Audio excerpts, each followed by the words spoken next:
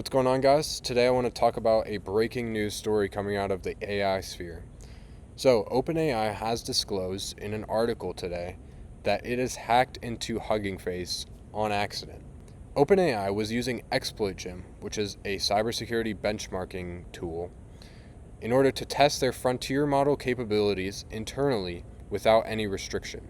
In that process, it inferred that Hugging Face held the solutions to the ExploitGym benchmark tests. After gaining internet access, the models inferred that Hugging Face potentially hosted models, datasets, and solutions for ExploitGym. Knowing this, the model searched for and successfully found ways to gain access to secret information that it could use to cheat the evaluation. So this is like taking a test and then just walking out of the classroom, Googling all the answers, and just leaving and solving a completely different problem that was the test. Not even a problem, just breaking into it. This is like taking a test and then leaving and then going and robbing a bank. What the models did was they identified and exploited a 0-day vulnerability, never been found before, in the package registry cache proxy. Ultimately, the models found vulnerabilities in Hugging Face's infrastructure, and that allowed them to obtain test solutions directly from Hugging Face's production database, which provided the answers to the benchmark. So it was technically right, I guess. And my bank analogy doesn't really work, but I guess the answers to the problem were on Hugging Face after all. So, what does the narrative become in this situation? I want to take you guys back to when Mythos was released. And when Anthropic released Mythos, they didn't even release it. They announced to the public that they had developed this model internally that was way too powerful in a cyber context to release to the public. This was to stroke fear in the public and to influence lawmakers to regulate artificial intelligence. What did this do in a PR context? In a PR context, this made everyone view Anthropic as the best AI company of all time because they had a model that was too good to release to the public. And whether this was intentional or whether this was a genius stroke of marketing, it worked. And for the last 5 months, Anthropic has been on a tear. Mythos is just kind of synonymous with the most powerful model ever. And with this story that's coming out with OpenAI and Hugging Face, I think there's similar threads. OpenAI releases a press release saying their model broke out of its test environment and found 0 days in a giant open source AI platform. Is this marketing or is this disclosure and transparency?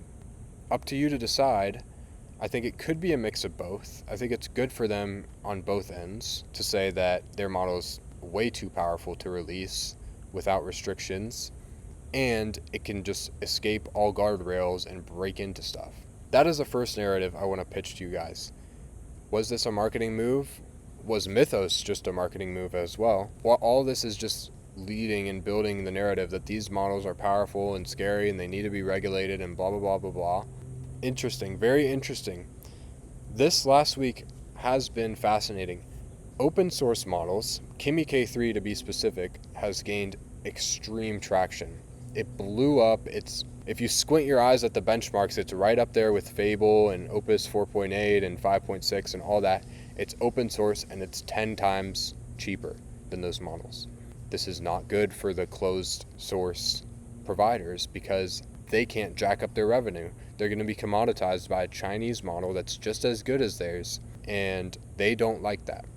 Coincidentally, the Trump administration at the same time is weighing a ban on open source models. Sources tell Axios, so I'm going to read you this article. The secret Trump administration battle to fight Chinese AI. The Trump administration is showing signs that it could ban cutting-edge Chinese AI models, a momentous move that could lock in dominance by OpenAI and Anthropic. So banning Chinese AI models locks in dominance by OpenAI and Anthropic. Parts of the Trump administration have tried to implement de facto bans on foreign open source models before.